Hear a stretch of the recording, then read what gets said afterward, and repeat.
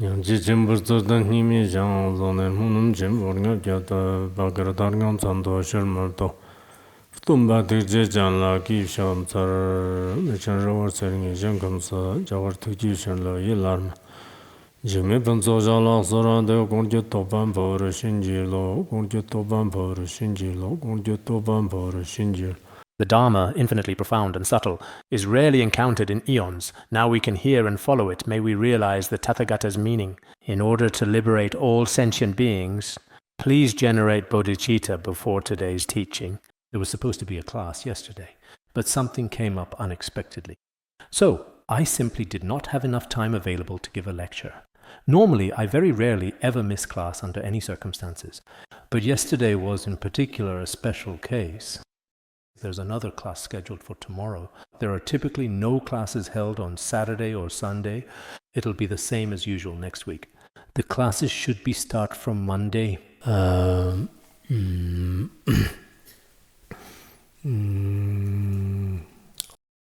was just about to say something, but now I've completely forgotten.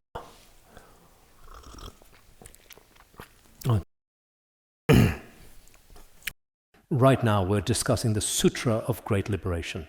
This Sutra of Great Liberation is different from what we've studied before. Because this year, when we were giving lectures before, there were also online live broadcasts and online classes on the platform for people to learn.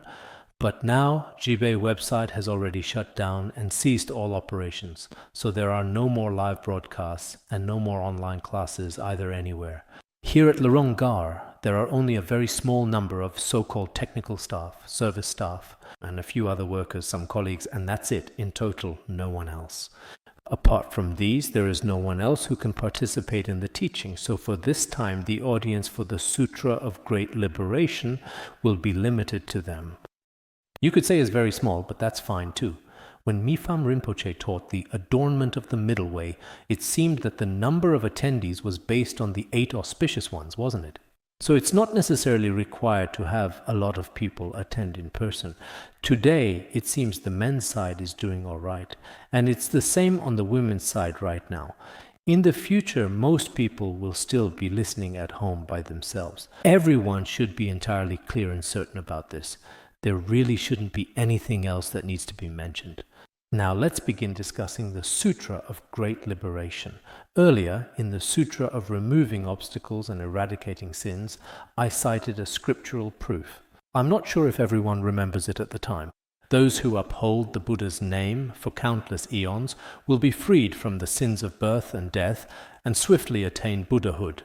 If we uphold the Buddha's name, the sins of birth and death accumulated over countless eons can be purified in a very short period of time indeed, and one can quickly attain Buddhahood through this method. Therefore, if we uphold the Buddha's name, there is indeed immense merit that we can accumulate.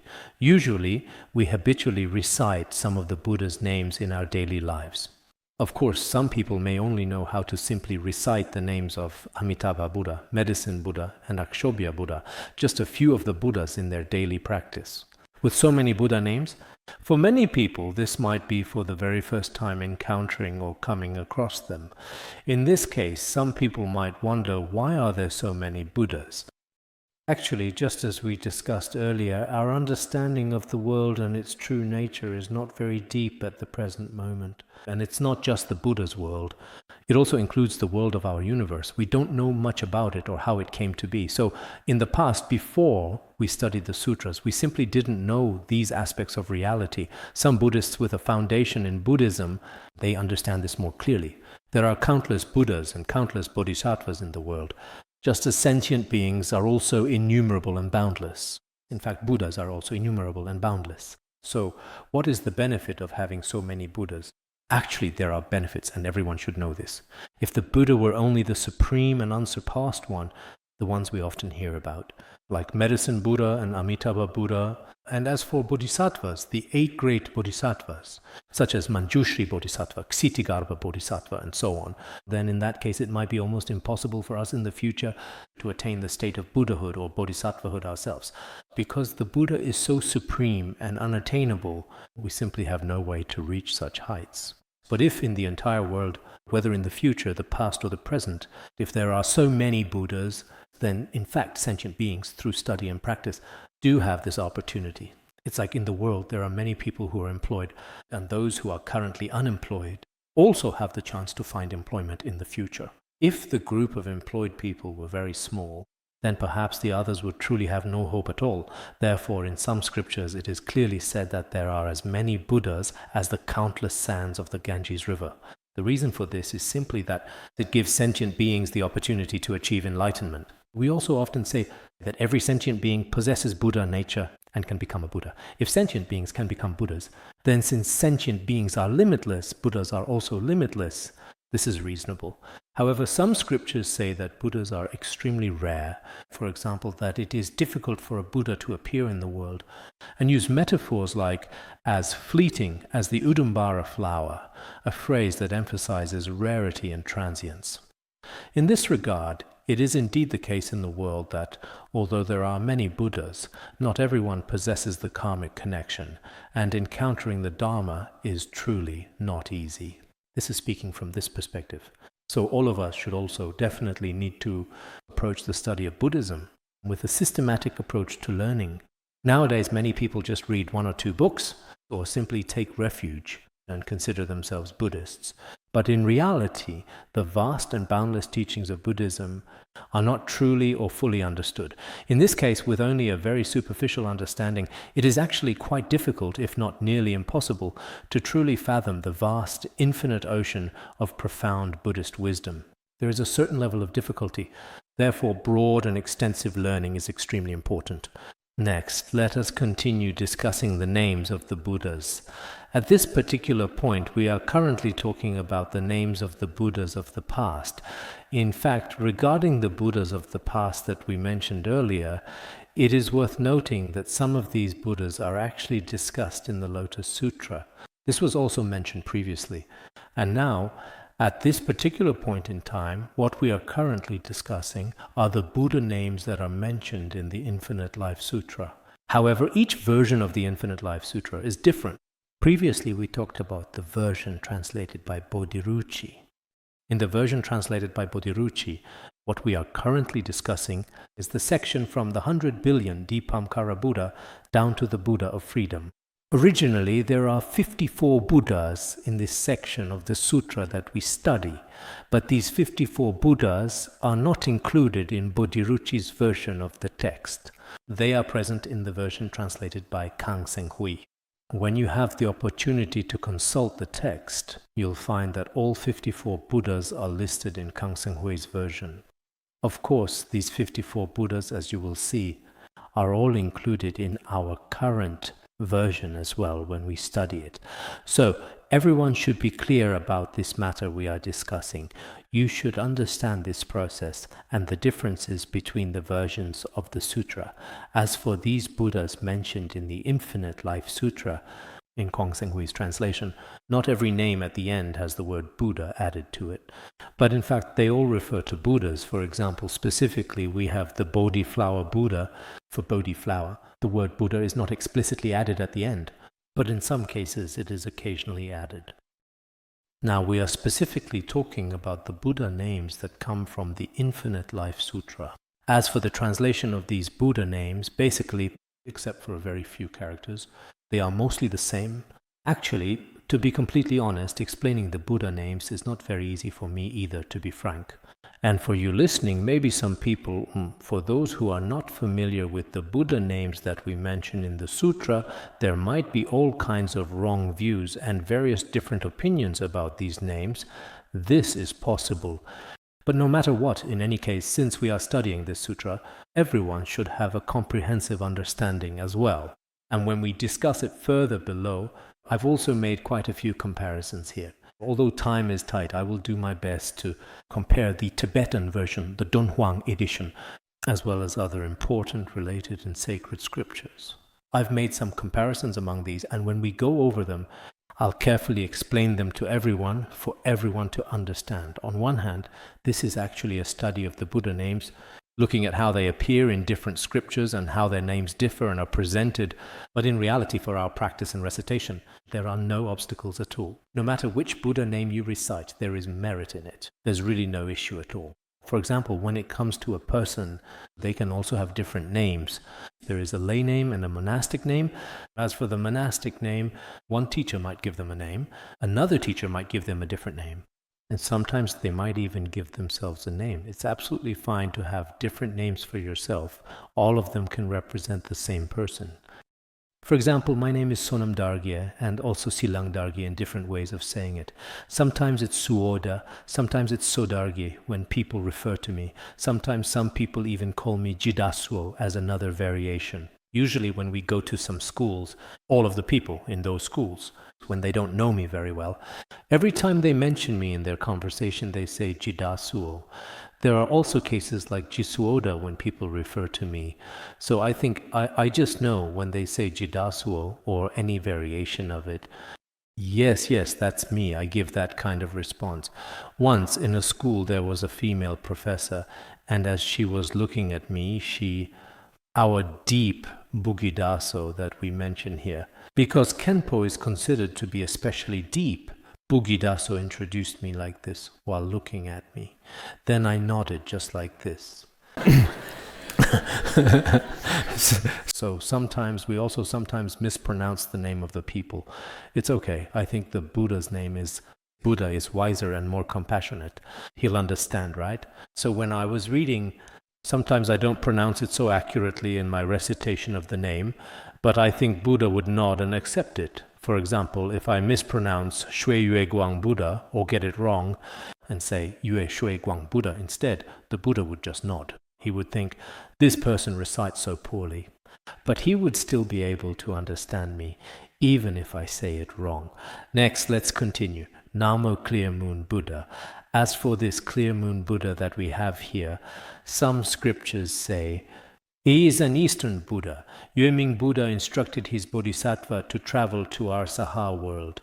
When the Bodhisattva was preparing to go to the Saha world, this Yueming Buddha notably repeatedly emphasized that the Saha world is quite filthy and rather impure, but in reality, you shouldn't look down on it, because there are also many good things there. Here, even if we practice pure Brahma conduct for millions of kalpas, it's not as good as practicing there for just a quarter of an hour, which is about the same amount as the time it takes to eat a meal from start to finish completely.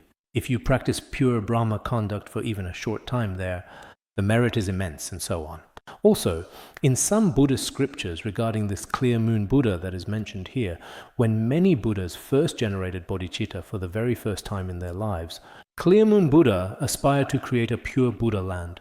At that time, he encouraged Shakyamuni Buddha to give rise to this aspiration.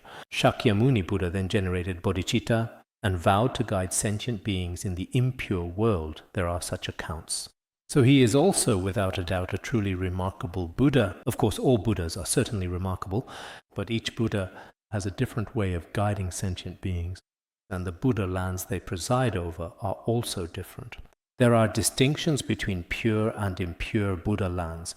Namo Sunlight Buddha, Namo King of Colored Flowers Buddha, Namo a Moonlight in Water Buddha, Namo Clearing the Darkness of Doubt Buddha. In other sutras, there is also the term dispelling ignorance, the ignorance of delusion. There are such references as well.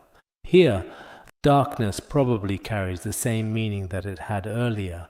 Namo liberated from suffering Buddha, who liberates all sentient beings engaged in painful practices and helps them escape from that. Namo pure belief Buddha. Namo virtuous past lives Buddha.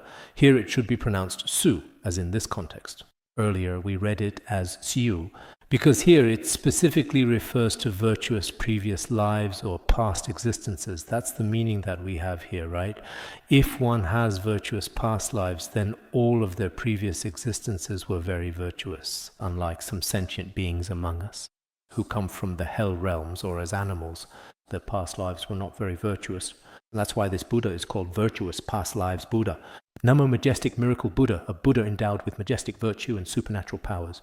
Namo, Wisdom of Dharma Buddha, a Buddha who is proficient in all of the Dharma and possesses the great wisdom. Namo, Sound of the Swan Buddha. sound of the swan Buddha. In Tibetan, it is specifically translated as laughing sound, the sound of laughter. Because this bird's call is pleasant to hear, the Luan bird's song is particularly beautiful. But in the Tibetan translation, it is translated as laughing sound Buddha, Namo lion's roar Buddha, Namo dragon's voice Buddha from the Sutra, Namo worldly Buddha, Namo sovereign Buddha, who is mentioned here. So far, we have talked about 54 Buddhas as part of our ongoing exploration of Buddhist teachings, highlighting their importance and the roles they play within the tradition. Actually, regarding these 54 Buddhas as mentioned in total, starting from the 100 billion radiant Buddha that day, and then in sequence all the way up to the sovereign of the world here. As for the sovereign Buddha, the sovereign of the world. Now, regarding the sovereign of the world, when Dharmakara Bhikshu, in his causal stage as becoming Amitabha Buddha, Dharmakara Bhikshu, in front of the Buddha sovereign of the world, made 48 great vows for all beings. Some texts mention 49 great vows in the scripture. The Buddhas mentioned above are actually the Buddhas who existed before Dharmakara Bhikshu in the past. The time should be extremely long ago in history when they lived. These 54 Buddhas are those earlier Buddhas from that period. As for these Buddhas in the Chinese tradition that we have in our records, when reciting Kang Senghui's version of the Infinite Life Sutra, there are still people who recite it, even today. Honestly, I don't remember it very clearly now, to be honest. In our Infinite Life Sutra, which is known as an important scripture in the Pure Land tradition, it is stated, according to the Great Buddhist Dictionary in Chinese Buddhism, that in our Tibetan version of this sutra, there are recorded to be about 80 Buddhas in total. In Kang Senghui's translation, there are 54 Buddhas listed in that version. In other translations from different sources, there are also versions with 41 Buddhas according to those texts. There are such statements as well, but regardless of the version, if we sincerely recite the names of these Buddhas with a pure and devoted mind, it truly brings great merit. It is very beneficial for accumulating merit and for dispelling suffering and difficulties. Even if our minds are not especially pure, if someone recites with a distracted mind, there is still great merit.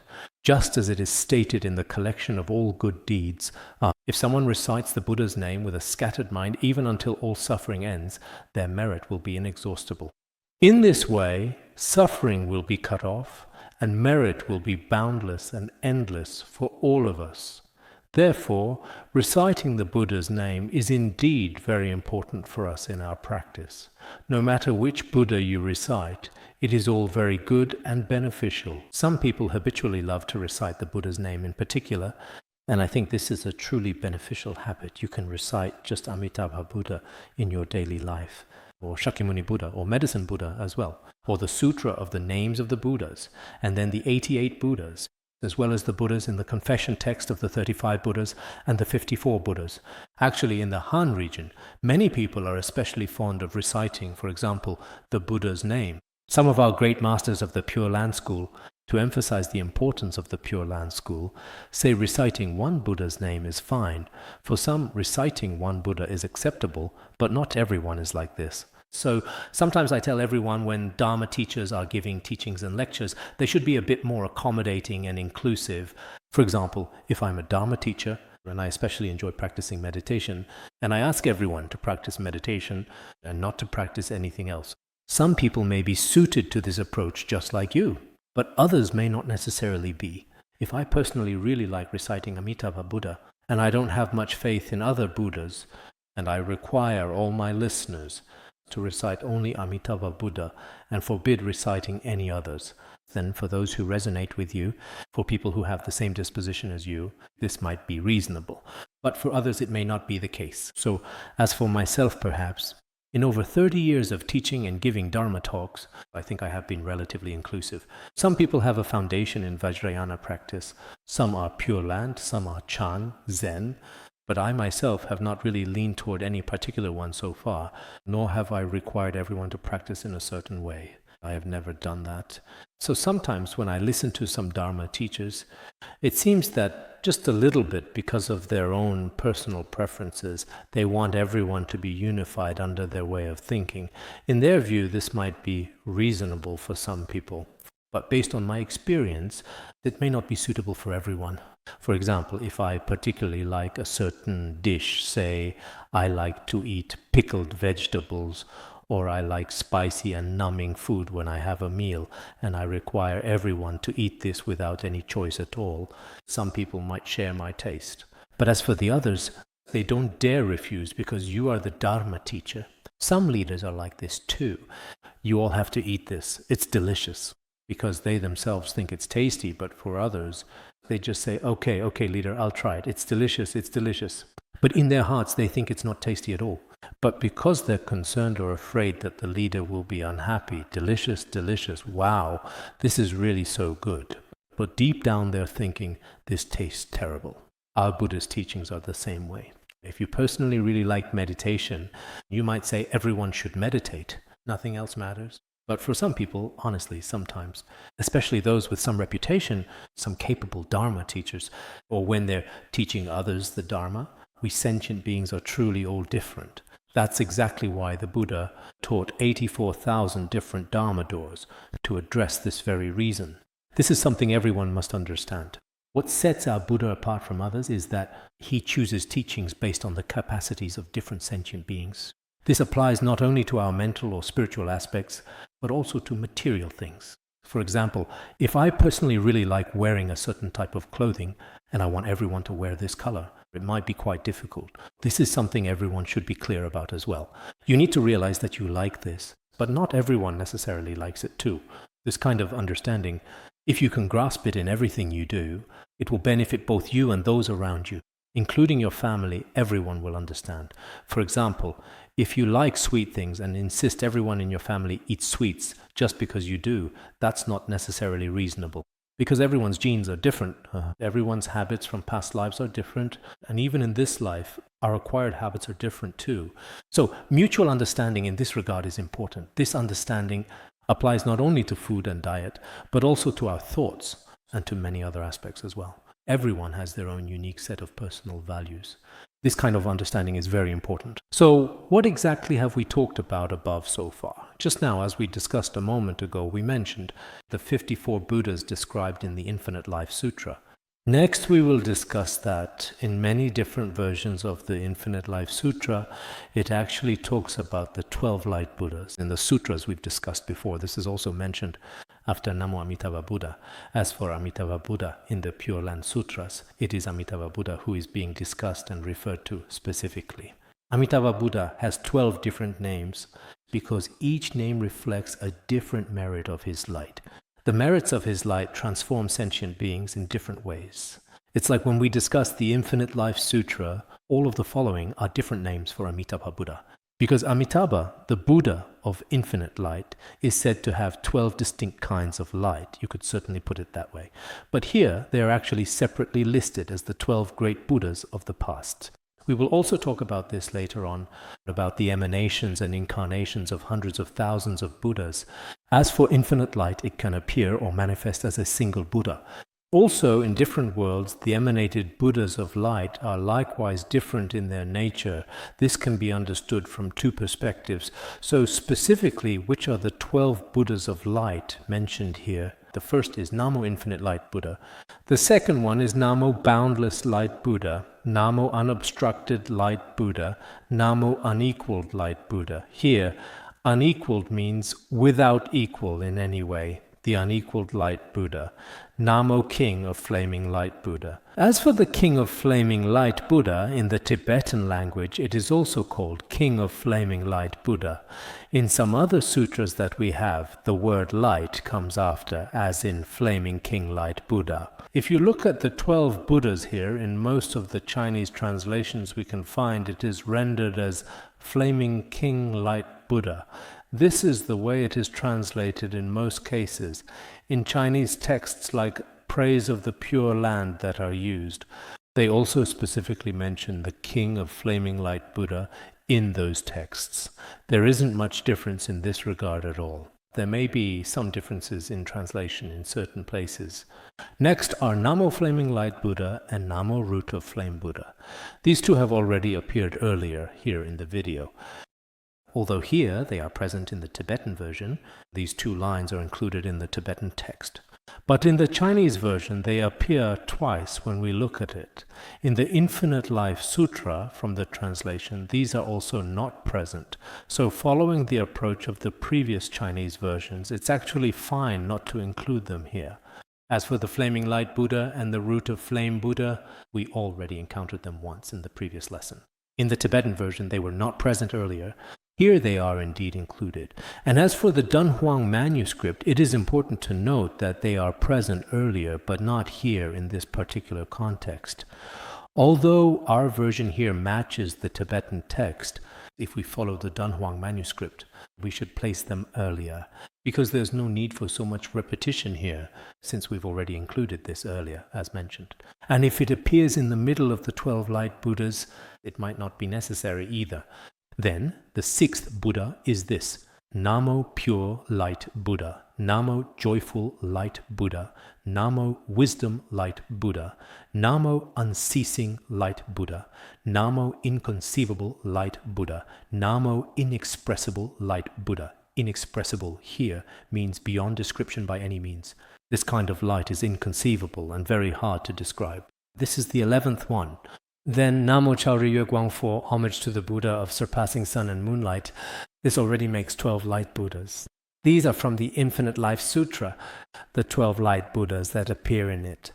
After this, some Buddhas are found in the Sutra of Buddha Names, Namo Xianghao Zijinfo, homage to the Buddha of auspicious features and purple gold, Namo Yuanzhaofo, homage to the Buddha of distant illumination, Namo Baozangfo, homage to the Buddha of treasure store.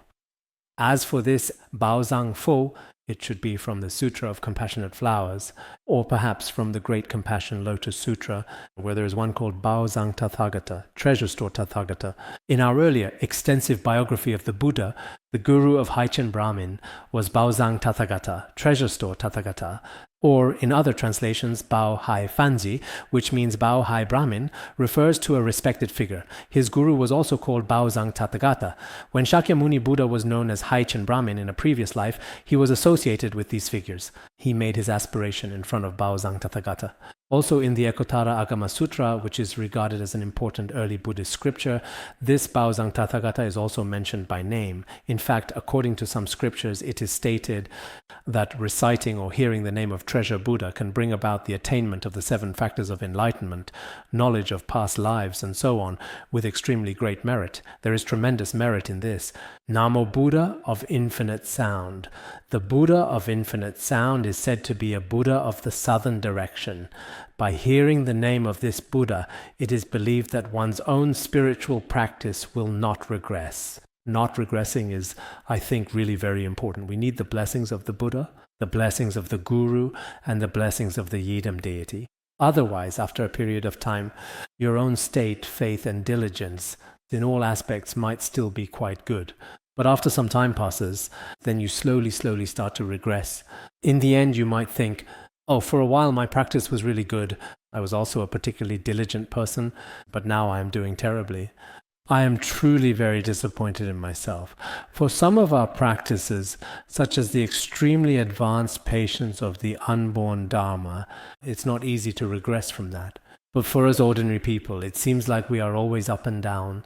Today you might feel very confident in your practice, thinking, everything is luminous and effortless Dharma, especially when the weather is nice and you eat well, and there are no adverse conditions around you, and your health is also overall good. You often talk about luminosity and freedom from elaboration, being free from the 4 extremes and the 8 elaborations, which is truly beyond comprehension. Talking about your own realization and saying a lot about it to other people, using rather profound terms to describe your own realization that you have right now. But once you lose some confidence in yourself for some reason, you think, I'm just an ordinary person, I'm burdened with heavy karma, I am full of greed, anger, and ignorance. Then you start to disparage yourself and lose your faith that you had. Actually, if we can maintain our practice on a relatively even and steady path in our life, that is very good for our practice. So this Buddha mainly helps us not to regress on our path at all. Namo Buddha of nectar flavor, Namo Buddha of dragon victory, Namo Buddha of supreme power, Namo Buddha of lion's roar. Namo Buddha of stainless light, from the Buddha of stainless light at the beginning all the way to the Buddha sovereign of freedom below that we will discuss. They are basically all mentioned in the Sutra of the names of Buddhas, except for one or two. Almost all of them are included here. This Buddha of stainless light, who is known for his stainless purity, is also present. His story also appears in the Maharatnakutta Sutra, as well as in the notable scripture, Treatise on the White Lotus, which we have translated before. When this Buddha of stainless light was in the world, there was a prince who was known as Karma Head Prince. Karma Head Prince was extremely arrogant, always thinking very highly of himself and believing he was above others. He spent much of his time indulging in worldly pleasures and desires, seeking out comfort and luxury wherever he could find them. He was unwilling to practice and did not want to see the Buddha either. The Buddha very much wanted to transform such a prince into an enlightened being. At that time, the Buddha of stainless light wanted to guide him on the path. Once he summoned his 84,000 bodhisattvas, gathering them together, and asked, "Is there anyone who would be willing to make a vow to liberate this troubled and suffering Karma Head Prince? Because he was so scattered, disorganized, and pitiful, it might take 84,000 years to transform him. Which bodhisattva is willing to make this vow?" At that time, none of the bodhisattvas made the vow. Only one, named Supreme Diligence Bodhisattva, raised his hand and made the vow, saying, "I will do it. I can spend 84,000 years." And he spent 84,000 years just to meet this prince. It took countless tens of thousands of years. The biography describes it as very difficult. Throughout the entire process, consistently, he was beaten and insulted again and again, constantly being belittled and maliciously slandered. He was subjected to various kinds of difficulties and suffering, all the way until the very end. He finally managed, after a long wait, to meet this prince. Then, through various means and skillful methods, he spoke of the Buddha's virtues. Little by little, over a period of time, he brought him before the Tathagata Immaculate Radiance. When he brought him there, at that time, Prince Yeshu had become much more gentle and noticeably more receptive. He also said that it was thanks to this bodhisattva, the great kindness and diligence of the Bodhisattva Supreme Excellence, that I was able to learn the Dharma. Later, he renounced the household life before the Buddha, giving up all his royal status. In the end of his journey, he also attained a most extraordinary result of enlightenment. In fact, this prince later became Maitreya Bodhisattva. That Bodhisattva Supreme Excellence we just mentioned earlier was actually a previous incarnation of Shakyamuni Buddha we know about. Here it also talks about this Buddha that is mentioned, who should be a truly remarkable Buddha whom Shakyamuni Buddha relied on in the past lifetimes long ago. A particularly extraordinary Buddha. At that time, when Shakyamuni Buddha was a bodhisattva, he encouraged Maitreya Bodhisattva to give rise to bodhicitta. Maitreya Bodhisattva was also quite mischievous, immersed in worldly matters. Maitreya Bodhisattva was like that as well. In order to guide him, Shakyamuni Buddha spent 84,000 years. As you all know, sometimes back then, human lifespans were probably even much longer than we can imagine now. People's lives were very long in those times. But even now, some of us are still like this too. I've told my family, my relatives so many times already, really countless times. But if they don't study Buddhism, there's nothing I can do. Now I just want to cut off ties with them. But actually, that's not the right way. Even though we can't spend 84,000 years, what about 84,000 days? But even 84,000 days, people today don't even have that. So how about 84,000 hours? How many years is 84,000 hours? For some people who practice, just saying it once or twice is already enough. But that's still not sufficient at all. Just like that Bodhisattva Supreme Diligence mentioned earlier in this sutra we discussed, who benefited sentient beings over such a long period of time. When I was translating the extensive biography of the Buddha before, the most touching stories are those without any sense of weariness. Just to help a single sentient being, they spent a lot of time always persevering like that. But as ordinary people, if we say something once or twice, if just someone does something that displeases you, in the end, whether it's trying to help them, offering your support, or even having faith in forming a genuine connection with them, you might eventually lose it. You feel that this person is just too difficult or too resistant to help. Maybe after interacting with them for a year or two, if you think they're stubborn and hard to transform, you give up. But true bodhisattvas really do not have any sense of weariness when we practice diligently. This is very important to remember. This is the kind of Buddha we are talking about in the Sutra. Namo Buddha of foremost virtue, Namo Buddha of wonderful virtue mountain, Namo human King Buddha, Namo Vajra King Buddha. As for this Vajra King Buddha, indeed, it seems that it appears in the Tibetan text that we have examined, but we haven't found it in our Dunhuang manuscripts so far at all. However, as a matter of fact, it does indeed exist in the Tibetan Buddhist texts. Actually, if it exists in the Tibetan texts, sometimes I feel this way. If something exists in Tibetan texts, even if it's not very obvious in the Dunhuang version, it should still be acceptable to include it. B, because the Dunhuang versions that we have are actually predominantly incomplete. Even in our current Taisho Tripitaka, those ancient Dunhuang manuscripts are approximately divided into 4 different versions. For example, the British Museum and Otani University in Japan, as part of a collaborative effort, these 4 different incomplete versions are brought together and compiled together. So since they are, after all, somewhat incomplete, the content inside may not necessarily be entirely or possibly completely complete. So by comparison, when it comes to our Tibetan text, as I previously mentioned the other day, it is generally believed that it should have been during the reign of King Traisong Detsen, when the Indian Pandita Kamalashila and our Tibetan Yeshe-De were the main translators. Moreover, Yeshe-De was notably one of the 7 great translators in Tibetan Buddhism at that time. And back then, the entire Dharma in Tibet had not been affected by any anti-Buddhist movements, because by the time of the later propagation period, all sorts of different situations arose. So the Panditas who came later compared to the earlier ones were still different from the Panditas of the early translation period. Because the early Panditas placed great emphasis on the meaning, and at that time the Dharma was also complete and uncorrupted. So I think that sometimes when it comes to the Dunhuang manuscripts or the current Taisho Tripitaka, if some names are missing or incomplete in the list provided, we should primarily rely on the Tibetan version in this case, which should indeed be very reliable. Precisely because of this, since the current Dunhuang manuscripts are fragmentary, when gathered, the Taisho Tripitaka lists them as suspected texts, that is, among scriptures that are considered questionable. Actually, this is unreasonable, because among the Tibetan translations there are also early translations, and in the 5th and 6th centuries there were also Chinese versions.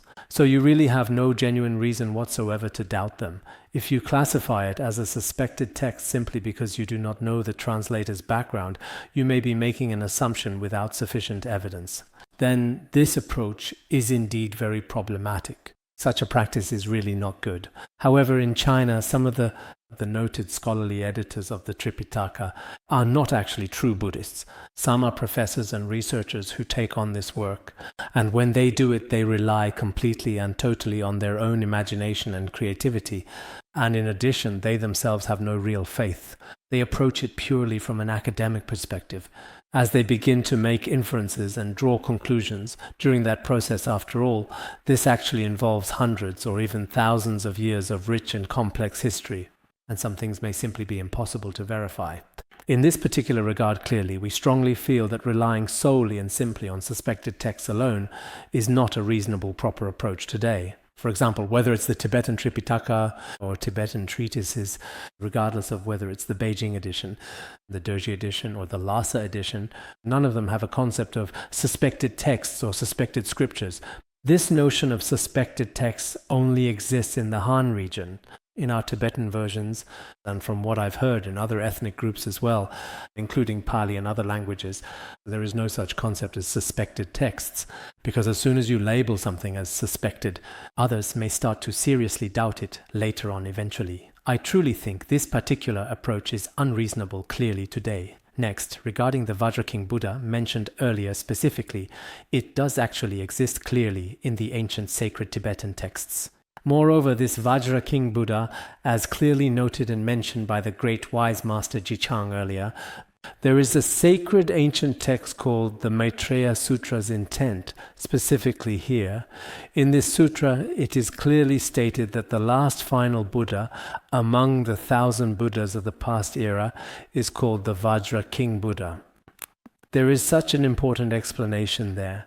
Then, immediately following, it mentions Namo Supreme Flower Buddha, Namo the most venerable and honored fearless power king Buddha, and here in the Tibetan text it is also called fearless.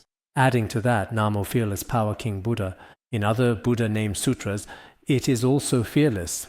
Perhaps an extra wu, which means either without or fearless in this context, is added, making it Fearless Power King Buddha. Namo Dragon Sovereign King Buddha.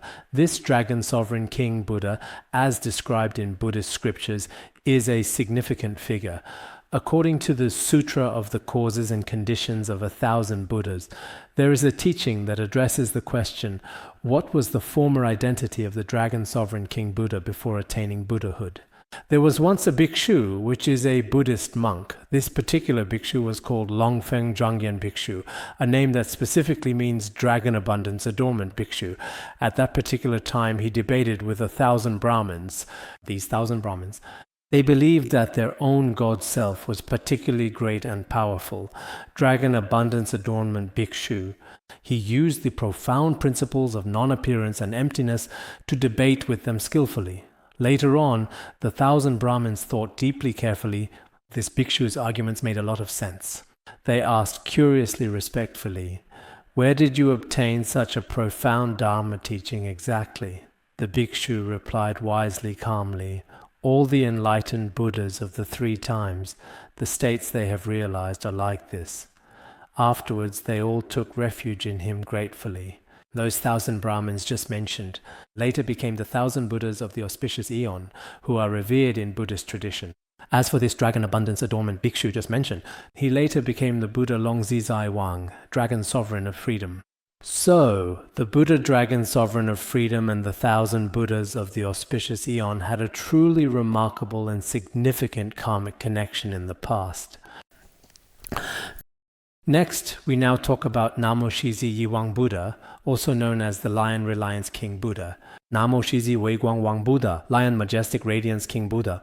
As for Shizi Weiguang Wang Buddha, he may not be mentioned in many sutras such as the Buddha Name Sutra, so this one probably doesn't really need to be included here today at all, because in the ancient sacred Medicine King and Medicine Superior Sutra text specifically, the order is basically exactly the same as in the original Tibetan version clearly today, and he is also not listed there, which means his name does not appear in that source. Therefore, it is likely that this one does not need to be included either. The title in question is Namo Zizai Wang Buddha, which is also known as the Sovereign of Freedom Buddha. So, regarding the above matter, in summary, some are mainly from the sacred Buddha Name Sutra specifically, and some appear in other various sutras as well clearly. There are also some specifically in the Infinite Life Sutra. As for what follows at this moment, what do we often recite in China today regularly, the sacred 53 Buddhas clearly indeed. There is such a traditional important saying about the revered 53 Buddhas here. There are the 1,000 Buddhas of the past Zhongyan Eon, the 1,000 Buddhas of the present auspicious Eon, and the 1,000 Buddhas of the future constellation Eon. All of them successfully attained Buddhahood through the blessings of the 53 Buddhas. And by hearing their names, that is, by listening to or reciting the names of these Buddhas, the 54 Buddhas we mentioned earlier are closely related to Bhikshu Dharmakara specifically today. The 53 Buddhas referred to in China traditionally here, when combined together with the 35 Buddhas carefully now, make 88 Buddhas in total clearly. These sacred, important, revered 53 Buddhas specifically mentioned are moderately related to the 1,000 Buddhas of the auspicious Eon in Buddhist teachings. Some sutras also explain it this way. As for the following 53 Buddhas, actually all 53 Buddhas are included. Next there is one called the Buddha King of perpetual fulfillment of all dharmas. Among all the past Buddhas, this is notably the second to last important one clearly. From the present Buddha, Buddha Universal Light, to the second to last Buddha, there should be more than 53 Buddhas. But the 53 Buddhas are included among them. In fact, there are about a dozen more Buddhas added, making quite a few Buddhas in total.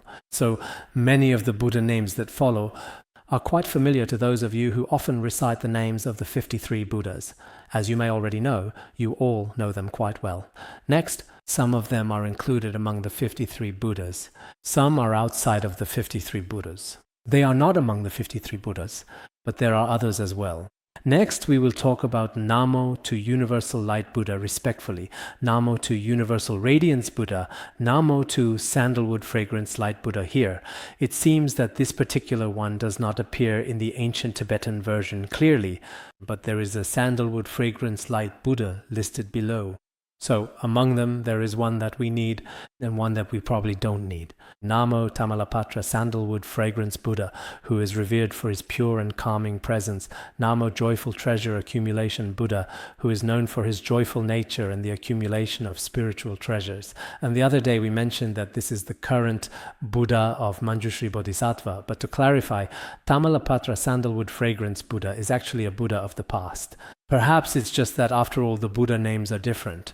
Next we talk about Namo to Mani Banner Buddha specifically here today, but Mani Banner Buddha seems to have been added later on by them perhaps, because there is another similar one listed below clearly. Maybe just one is probably enough, I think. Namo Supremely Great Vigorous Buddha. In the Medicine King and Medicine Superior Sutra, it says, all worlds joyfully behold the Supreme Great Diligence Buddha. There's an all worlds joyfully behold in front, but omitting it is fine. Just follow it as it's written here. Then the revered and great Namo Universal Purity Buddha. Some of the others, it seems, are actually among the group known as the 53 Buddhas. That one specifically utilizes the serenity character for the word quiet. Namo Mani Banner Buddha. You see, there's also a Mani Banner Buddha listed below. And here there's actually another Mani Banner Buddha present. So having just one of them is generally enough. When compiling this, they found them in different sources, for example, one in Dan Huang and one in the Tibetan texts. But when these two appear in different places, they didn't dare remove them, so just added them. The more Buddha names, the better in their view. They might have had this mindset. But in reality for us, if something only appears in one place and the Buddha name is exactly the same, that's also acceptable. Because whether it's the Sutra of Buddha names or the 53 Buddha names, also known as, or when comparing with other ancient scriptures carefully today, they all do it this particular way clearly, which might be more reasonable indeed. This time specifically, I truly think we should definitely supplement these more reliable sutras. After supplementing, it will be very reliable for everyone to recite. This way it's a bit better. Namo Mani Banner Lamp Light Buddha, the Radiant One. Namo Wisdom Torch Illuminating Buddha, the Buddha who shines with wisdom. Namo Ocean Virtue Radiant Buddha, revered for the vast and radiant virtue that shines like the ocean. Namo Vajra Firm Buddha, honored for unwavering strength and steadfastness. Namo Universal Radiant Golden Light Buddha, known for universal radiance and golden light. These two Buddhas are among the assembly of the 53 Buddhas. These two Buddhas are actually one Buddha name. How is it stated? Namo, the most honored Vajra firm, universal, radiant, golden light Buddha, the enlightened one. It seems like there are 4 of them here. There are 8 Buddha names that have been joined together. This kind of situation also appears among the 53 Buddhas. Namo, great strength, diligent Buddha. Namo, courageous Buddha. These two Buddhas are also both included among the group known as the 53 Buddhas. Namo, great strength, diligent, and courageous Buddha. These two are also sometimes recited together as one. It's just for us to be aware of this, that's all. In the future, when you are reciting, when you recite the Sutra of Great Liberation, recite carefully according to the method in the Sutra of Great Liberation. When you recite the 53 Buddhas, just recite them in this particular way. Different scriptures have different esoteric meanings. So there's no need for us to always combine everything together. Here we're just explaining this to everyone. When making this comparison, it's to broaden everyone's perspective. That's why we're mentioning it. Namo, Great Compassionate Light Buddha. The Great Compassionate Light Buddha is also found in the Tibetan Buddhist texts. In the Medicine King and Medicine Superior Sutra, it is also the Great Compassionate Light Buddha. So here, the character great is added to make it Great Compassionate Light. Namo, King of Compassionate Power Buddha. Namo, King of Compassionate Treasury Buddha. Namo to the most revered and most venerable sandalwood grotto-adorned Supreme Buddha. Namo worthy and good-headed Buddha. Namo good awakening Buddha. Here, good awakening. In the list of the 53 Buddhas, it is good intention. In Tibetan, it also means awakening. So both good awakening and good intention are acceptable. Namo adorned King Buddha. In the list of the 53 Buddhas, it is vastly adorned King Buddha.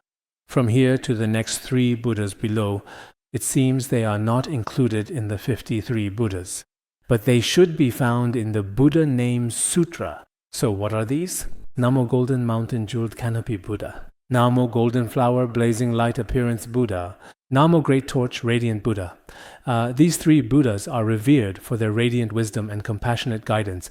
Then it goes on to say, Namo Jeweled Canopy, illuminating the sky, sovereign of freedom Buddha, who is honored for illuminating the heavens and offering liberation. Namo Golden Flower Radiance Buddha, whose golden light symbolizes purity and spiritual blossoming. Namo Space-Filling Jeweled Lotus Radiance Buddha. Namo Lapis Lazuli Adorned King Buddha. Namo, the most revered universally manifested color body radiance Buddha. Namo Immovable Light Buddha.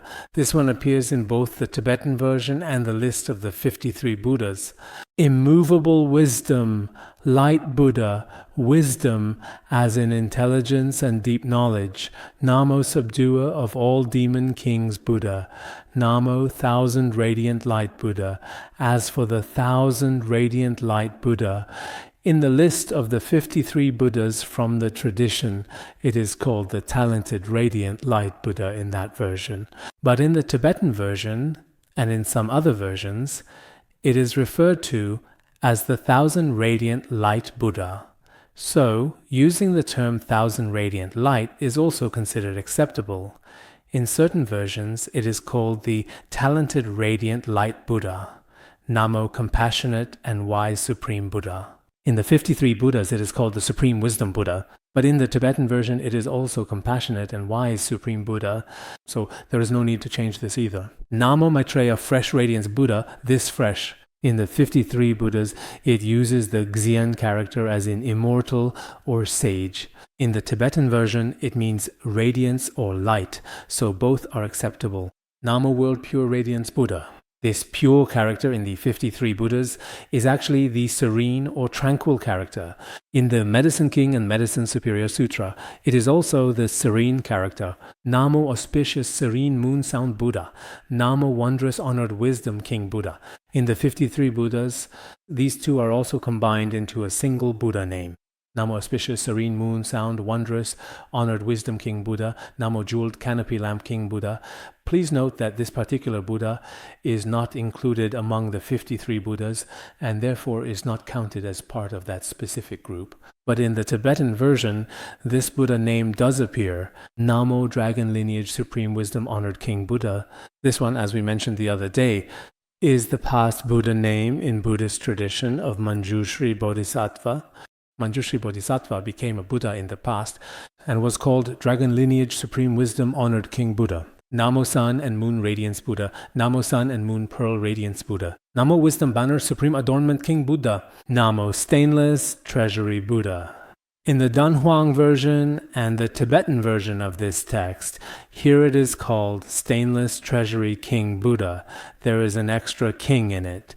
You can take a look at that when the time comes if you wish. It seems that this one is not actually included among the 53 Buddhas.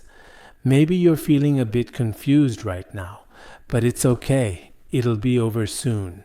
I have compared them in detail because if you want to study this, you need to know which ones are included and which ones are not. Actually, this is just to show everyone. Let me say this again, so it may be a bit clearer for everyone. Namo Radiant Appearance Buddha, who shines with radiant light. Namo Golden Flame Radiance Buddha, whose golden flames illuminate all directions. Namo Golden Flame Radiance Treasury Buddha, who holds a treasury of golden radiance. Namo Lion's Roar Sovereign Power King Buddha, whose powerful lion's roar proclaims the Dharma. It seems that among the 53 Buddhas, the Golden Flame Radiance Treasury Buddha just mentioned, starting from the Namo Stainless Treasury King Buddha above, These 4 are not specifically included among the 53 Buddhas in the list. Some of them are not considered part of the 53 Buddhas. Namo Lion's Roar, Sovereign Power King Buddha. Namo, Sublime Sound Victorious King Buddha. Namo, Eternal Radiant Banner Buddha. Namo, Eternal Radiant Pennant Buddha that we recite here. In Tibetan version, there is only one called Eternal Radiant Pennant Buddha in that text. It seems that in Chinese it is Eternal Radiant Banner Buddha. So both of them are included together, actually. This can be a bit confusing sometimes. It's also fine to follow the Tibetan version. Pennant and banner mean the same thing. Namo, Lamp King Buddha who observes the world. Namo, Lamp King Buddha who relies on wisdom. Namo Dharma, Everlasting Eternal Victorious King Buddha. Namo Sumeru Radiance Buddha. Namo Sumana, Flower Radiance Buddha from the tradition. Namo Utpalaka, Flower Radiance Buddha. Namo Supreme Victorious Power King Buddha. Namo Wisdom Power King Buddha in the text we study. Namo Akshobhya, Joyous Radiance Buddha. Namo Infinite Sound King Buddha. Namo Talent Radiance Buddha. The phrase talent radiance in Tibetan is understood to mean wisdom, and it can also be interpreted as talent. This is why this Buddha is called the Talent Radiance Buddha, as the name highlights both wisdom and the radiant brilliance of talent embodied by this enlightened being. Namo Golden Ocean Radiance Buddha, Honored One. Namo King of Mountain and Ocean Wisdom, Freedom and Mastery Buddha. Namo Great Penetrating Radiance Buddha. All of these are found in the Medicine King and Medicine Superior Sutra. As for the later Namo Great Liberation Radiance Buddha, Great Liberation Radiance Buddha was probably added later. So this one probably doesn't need to be included. What we said that day was, Great Penetration means Great Liberation. The later ones were added by them at a later time. Great Liberation Radiance Buddha is not used in this text. Namo King of all Dharma, always perfect Buddha in the list. This is the last Buddha among the 53 Buddhas. So what should everyone understand? At the end of the 53 Buddhas, at the conclusion of this sequence, basically all of the 53 Buddhas are included here. Some have been added as well. And the last Buddha, Namo, presently no delusion Buddha in this sequence. This one appears in the confession text of the 35 Buddhas that we recite and practice. In this way above, there are the Buddhas of the past, Namo all past, incarnate Buddhas beyond measure. Namo past one Buddha, 10 Buddhas, 100 Buddhas, 1,000 Buddhas, 10,000 Buddhas. Able to eliminate the heavy karmic offenses of birth and death accumulated over countless eons. Namo 100 million, 1 billion, 10 billion, 1 trillion, 10 trillion, Nayuta, Ganges Sans, innumerable Asamkhyeya Buddhas. As for the 100 million, 1 billion, 10 billion here, when translating into Tibetan, this Wai, 100 million, means 10,000. For example, 1 10,000, 10 10,000s, 100 10,000s, 1,000 10,000s, 10,000 10,000s, Nayuta Ganges Sans number of Buddhas. So sometimes I think when Buddhism talks about hundreds of millions, it seems inconceivable. So the meaning of Wayai, 100 million, maybe it's just like how we translate it in Tibetan. 100 million bodhisattvas could mean 100,000. Perhaps this way is easier to accept. Otherwise, when it says a billion or 10 billion, it's really hard to imagine. But maybe the Indian way of referring to Yi, 100 million, isn't necessarily the same as the quantity we now commonly refer to as 100 million. It might actually mean 100,000. Because in the Tibetan translation, actually, it is very likely that the Indian term Dzana Moza and the Tibetan word Jijun, there's no way they would have made it up without a source, right? In all Tibetan texts that we know of, 10 yi means 10 times 100,000. Here, yi carries the meaning of 100,000. This point might also be worth researching, or at least worth thinking about. Sometimes the numbers in Buddhism are just too huge, like hundreds of thousands of kalpas, 10 billion, and so on. Numbers like Nayuta are almost unimaginable, so I've always felt that it's just an extremely large number. It doesn't necessarily mean there are actually that many hundreds of millions. Namo to all the countless emanations of Buddhas of the past. As I just mentioned, hundreds of billions, as numerous as the sands of the Ganges River. If someone hears the names of these countless Buddhas of the past, then for 80,000 kalpas that will come, that person will not fall into the suffering of hell during that time. So today, when we pay homage, we should sincerely pay homage to the Buddhas of the past. It truly brings great blessings and abundant merit. Even the negative karma accumulated over countless past kalpas can be purified. In the future, one will not fall into hell, the realm of hungry ghosts, or the animal realm. Moreover, those who regularly recite the names of the Buddhas and pay homage to them will not fall under the control of evil spirits or heretical paths.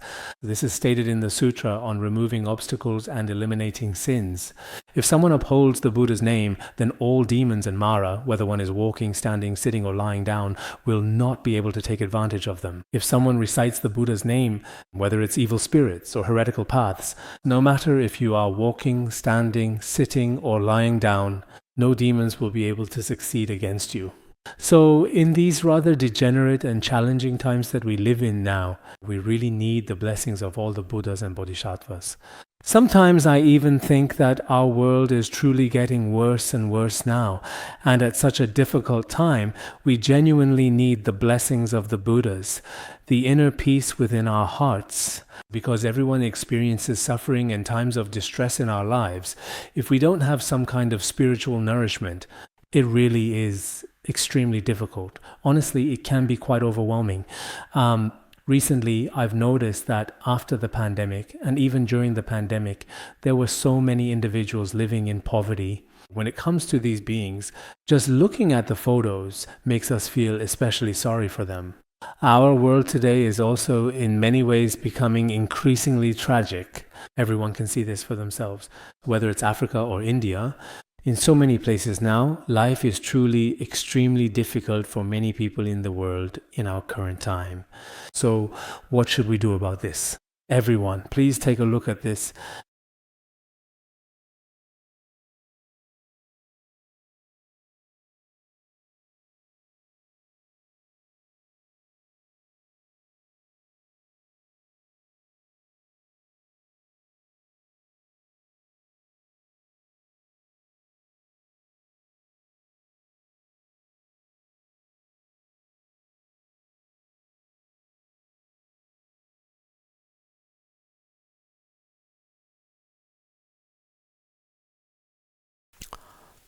Including some recent United Nations reports from earlier this year that we have seen, they predict that in 2021, the situation will worsen significantly. The pandemic could, according to experts, become even more severe. And if that's the case in the future in our world, which about 176 million people at that time, a significant number of people might fall below what is known as the extreme poverty line, which is the minimum income needed to cover basic necessities like food, shelter, and clothing. At that time, more than 170 million people were living under these harsh conditions, would be living on less than $3 almost every single day. This is a particular kind of prediction specifically for their future, a brief and thoughtful observation about what lies ahead for them. Not too long ago, the Bill Gates Foundation, which is known for its charitable work, made an announcement and said, right now, currently, including this year, about 37 million people across the world are living in extremely difficult conditions in various regions, and they survive on about $1 a day to get by with what they have. Their daily lives are only just barely sustained, relying on this just to get by each and every day. And now many of them, according to related reports that have been published recently, humanity has been struggling desperately, truly, for years, fighting hard for the past 25 years. But in approximately 25 weeks from now, all of that progress was wiped out. Many of our preventive medicines for healthcare and a lot of material resources have been affected by the pandemic in significant ways around the world. Not only has our quality of life failed to improve, but we've actually regressed all the way back to about the late 1990s. Why do I say this? Because right now, at this moment, our vaccines, many places around the world are lacking vaccines and do not have access to them. Even this year, according to their statistics from 2018 to this year, the number of people who died from AIDS has exceeded 500,000. That's worldwide. So the way we live now, for those who are wealthy or in higher social classes in various parts of the world, mental health issues are now extremely serious and alarming. People are suffering from depression, bipolar disorder, and all kinds of very severe conditions.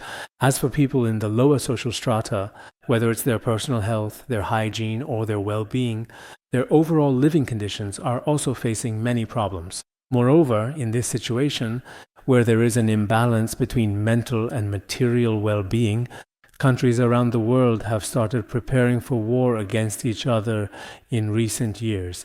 They are getting ready to use their various weapons to fight, to participate in wars on a large scale, and have plans in this regard. So our world itself is facing great danger. While the relentless pandemic has deeply affected and tormented everyone like this, at the same time, in each of our families, domestic violence and suffering have started to occur again. And between countries, the situation is also becoming increasingly grim. So sometimes as people, we may lack any spiritual support in our lives, which can be difficult. Without the blessings of the Buddhas and Bodhisattvas that protect and guide all of us day by day. It seems that this world, compared to previous times in history of earlier periods of time, also feels quite different in some ways. At such a time, on one hand, we should pray to the Buddhas and Bodhisattvas. The situation of the entire world can quickly change, as we have seen before. At the same time, each of us must also rely on our own cultivation and realization. Praying and consistently and diligently practicing are very important. Next, there is a simple verse, which I will explain literally. If someone pays homage to the Buddhas of the past, then their negative karma will be eliminated, and they will realize their true mind, attaining clarity and seeing their true nature. Moreover, they will no longer commit the 10 unwholesome deeds, nor the 5 heinous crimes. They will often encounter and hear the true Dharma, and they will fully uphold the Bodhisattva vows of the Mahayana. Therefore, paying homage to the Buddhas of the past is indeed very important. Paying homage to the Buddhas of the past brings such great merit. Of course, when we talk about purity here specifically, or the elimination of negative karma, there are only 2 kinds of people who are excluded. Which 2? One is those who slander the Mahayana teachings, and the second is the Echantika, those of incorrigible disbelief. If a person's mind is pure and clear, some versions that are available say pure faith in the mind. In that case, one is not considered an Echantika. As for the Echantika mentioned here in this discussion right now, it is also discussed in the Nirvana Sutra. The so-called Echantika, in fact, refers to those who slander the true Dharma and do not repent. The Mahaparinirvana Sutra names people who slander the true Dharma and don't repent. This is the first category of Echantika. The second includes those who commit the 4 gravest offenses, 4 root precepts, 5 heinous offenses, or who refuse to change or repent. That is the second category. The third category is those who do not acknowledge or slander the 3 jewels. This is described in the Mahaparinirvana Sutra with someone named Chunda. The Buddha explained to Chunda what is meant by an Echantika. He said there are 3 types of Echantika and explained them as such. If one slanders the true Dharma and gives rise to wrong views and behaves in a very bad way and does not sincerely repent, such a person is called an Echantika. So if we put it strictly, those whose hearts do not repent and whose conduct is bad, Echantikas find liberation hard to attain. Even if you recite the Great Liberation Sutra, you may not necessarily actually attain liberation. If a person's mind is pure, then they are not called an Echantika and can often see many countless Buddhas. Therefore here as well, we pay homage with deep respect to the Buddhas of the past. If someone has committed grave offenses, specifically the 5 heinous crimes, but sincerely repents with a pure mind, with true intention, if they confess with pure faith in this case, they will abide in a state in accordance with the Dharma. Therefore, we should pay homage to these Tathagatas of the past. By eradicating the 10 evils, one attains the precepts of the Mahayana. So we pay homage to the Tathagatas of the past. The above discuss these Tathagatas of the past. At this time, 10,000 Bodhisattvas attained the tolerance of the non-arising of Dharmas. There were 800 Shravakas who gave rise to a partial aspiration. They developed a partial aspiration, that is, a portion of the Mahayana bodhicitta. As for the 800 Shravakas, it is possible that not all of them were able to give rise to bodhicitta. Some of them, or a small part of the Mahayana mind within bodhicitta, they have already generated it, they have given rise to this bodhicitta. Then 5,000 bhikshus attained the fruit of arhatship. 100 million devas, there really were 100 million. As for the 100,000 devas mentioned earlier, we are uncertain. But 100 million devas attained the purity of the Dharma eye. Up to this point, we have discussed the Buddhas of the past. I hope everyone will often recite the names of the Buddhas of the past. If we really don't have time, even just reciting the names of the Buddhas of the past is also of great merit. All these Buddhas are truly remarkable. So we still ought to sincerely recite this sutra with our own faith, taking a moment as we do so. All right, that's all for today.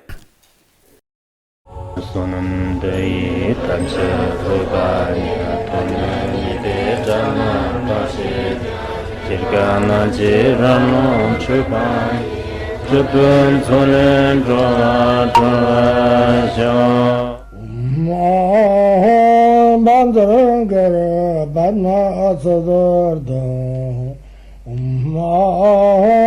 Bandharangara Badna Sodargye Bandharangara Badna Sodargye